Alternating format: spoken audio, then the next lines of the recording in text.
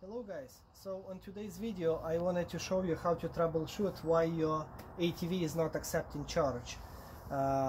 This will be basically for all of the ATVs, I would say, and it doesn't matter if it's going to be for the batteries with the plastic case or if it's going to be cloth bag like in the previous 2020 year model.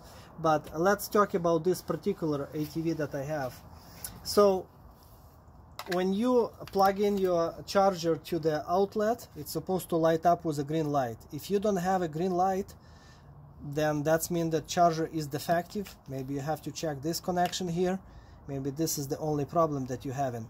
But if you don't have this green light, which is the standby mode, this is your first indication that you have a problem with the charger. But even if you have a green light and you plug in into the ATV and it does not change it to red, that means that it's not recognizing your batteries and it's not charging. So it's going to be the problem with the ATV, obviously, or it can be the problem with the charger itself. I would start with checking your charger first, and you will need a basic multimeter for that. I have this digital one. You can go with the cheaper model, buy one from Walmart for 10 bucks. 12 bucks, I believe, the cheapest one I have seen. Anyway, you will need to put the DC settings. When you see the DC settings, you're going to see that this solid line right here, that means that's for the low voltage testing. And on this round socket, you're going to see that all of those holes are going to be marked with 1, 2, and 3. Basically only 1 and 3 is connected, and the power will be getting from those two. Number 2 on the middle or on the bottom is not connected, so it's empty. So once you're going to put at the number 1, the probe number 1, and your other probe will go to number 3, you're going to see how many volts coming out, which is 41 volt coming out from this charger. So my charger is working well, no problem at all. So now when I plug into the ATV, it's supposed to switch to red. So this sound, that confirms that power is getting into the machine, which is good. But why is my charger is not not recognizing the batteries? Why is still green, not red? So the next step would be checking your fuse. It's right here, located on this main power wire, and you check the fuse. So if the fuse is okay and you check that, then you can put it back. You need to check if this actual same voltage coming out from this plug, which is ATV plug, female plug in my case, if you have the same 41 volt as from this socket right here. So if all of the system, the thing is that this charging port, which is built into the frame, it's actually going to be connected. Like, let's see, this is a charging port right here, and this is exactly the same controller which is underneath of this body kit. So this charging port is going through the controller. It doesn't do anything. It's basically, this is the setup of this electrical system, and then the power comes out from this plug going into the battery, as you see. So this is the same plug. So if everything is working well, if you don't have any unplugged wire right here, for example, if you don't have anything unplugged right here, if both of those wires are okay underneath of this plastic, then you should have the same voltage here as we've been testing at this socket, okay? So I'm going to put this on the side, and I'm going to see if we have the same voltage coming out from here. And there you go, we have 41 volt. So we know that nothing is wrong underneath of this body cover. Basically, we don't have to worry about this socket. But why is not accepting the charge? So probably the problem was one of those wires. So you will have to do the continuity test on both of those wires. Maybe you have a loose wire inside of the battery pack. For this, you will have to actually remove this body kit, and you will have to remove the battery pack.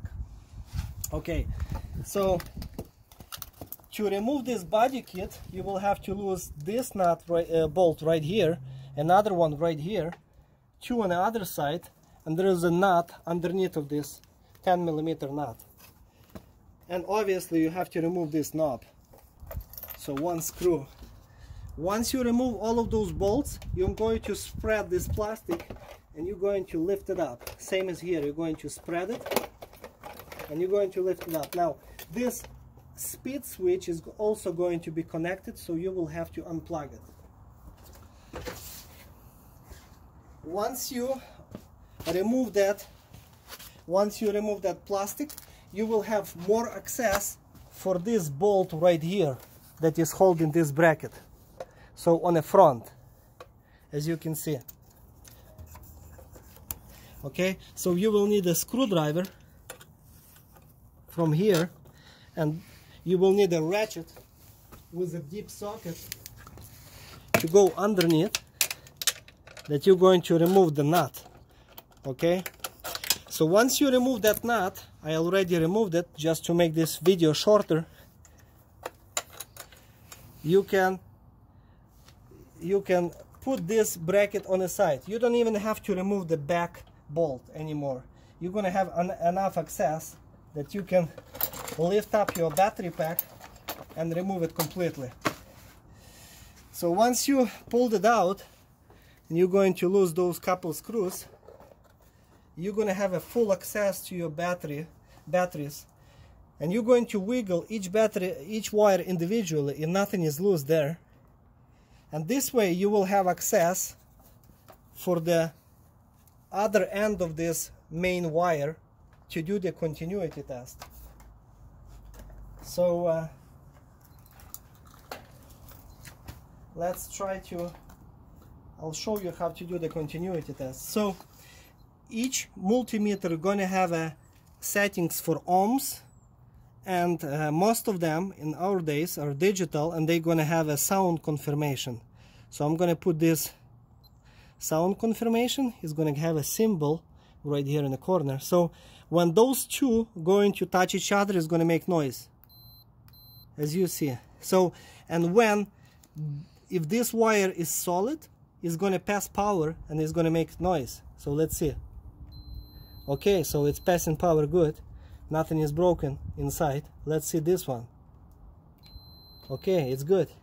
Now we want to test this long black wire from one end to another end, if nothing is broken on the middle underneath of this insulation. So I'm going to put one probe here and another probe here. Okay, that was the red one actually.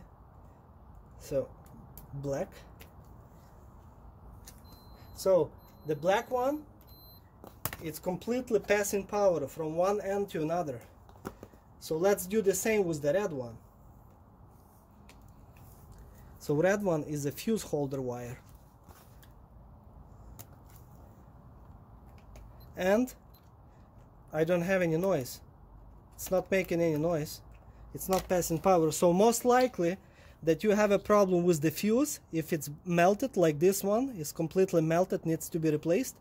Or maybe you have a problem with the fuse holder itself, which is also can be tested. So maybe it's melted internally and it's not visible, but you can also test it. So if you will put one probe into this metal right here, metal connection, another one here, you see that it's passing.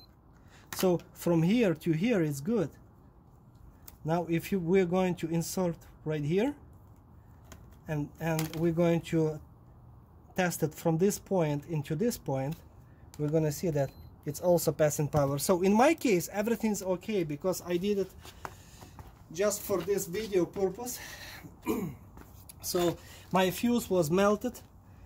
After I'm going to install the fuse and I'm going to test this red wire for the continuity. As you see, it's passing power. So I don't have any problems in my case. But what happened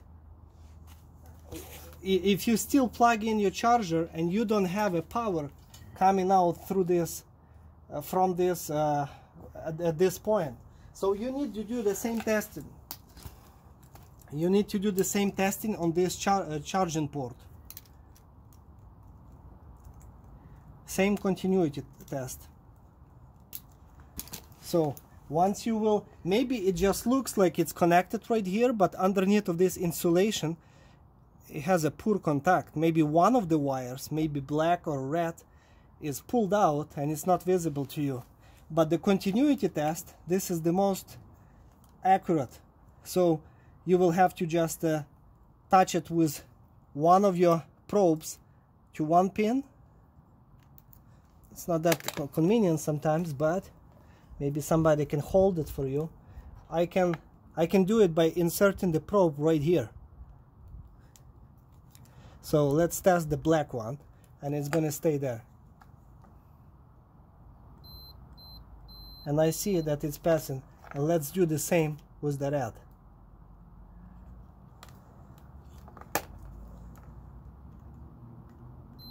Okay, so both of them are passing power. I don't have any problems with that. And it looks like for example, in my case, when you pull out this wire, you see where it's connected. We don't have any bent pins inside, nothing is melted, and we have a pretty solid and good connection. And the continuity test you did on this socket, and everything was okay. So why you don't have a power? So maybe that's because the power is getting into the controller and it's not coming out because one of the wires is loose. Maybe one of those wires is loose internally. So in this case, there's only two options. You either have to buy a new controller, which is pretty expensive, or because there would be no other way to charge your batteries, or you can buy this adapter that Rosso motor sells, so you don't have to charge it through this socket anymore. You can just plug it in directly to your battery pack and plug it through that adapter, and there you go, you're gonna have a red light. So this way this socket will be basically useless and you're not going to use it anymore because it's not passing power. But this is really a rare case that the controller would be faulty internally and that wire would be pulled out. It's not happening that often. In most cases, you're going to have a loose wire right here behind this socket. So you will have to cut it out, do some soldering job, make sure that you have a good connection and it's passing power through the wire. So this is it. This is how you can do all of the testing on the charging components on your S model ATV. Thank you.